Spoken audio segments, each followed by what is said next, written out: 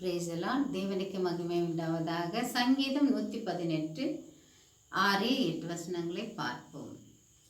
கர்த்தர் என் பட்சத்தில் இருக்கிறார், நான் பயப்பட்டேன். மனுஷன் எனக்கு என்ன செய்வான்?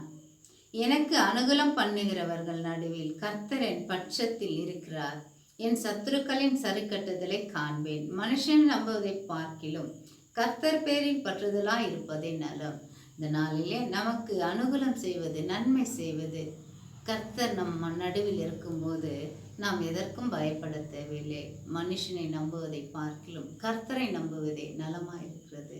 இந்த நாளிலே நம்மோடு இருப்பவர் நமக்கு நன்மை செய்கிற தேவனும், நமக்கு பாதுகாப்பு அளிக்கிற தேவனும், நம்மை கண்மணி போல் காக்கிற தேவனும், நம்மை கழுகு போல் சுமக்கிற தேவனும் நமக்கு துணையாக இருக்கும்போது மனுஷன் நமக்கு என்ன செய்ய முடியும்? ஒரு தீங்கும் விதைக்க முடியாது. அதனால் மனுஷனை நம்புவதை விட தேவனை நம்புவது பக்க பலமாயிருக்கும். ஆமீன்.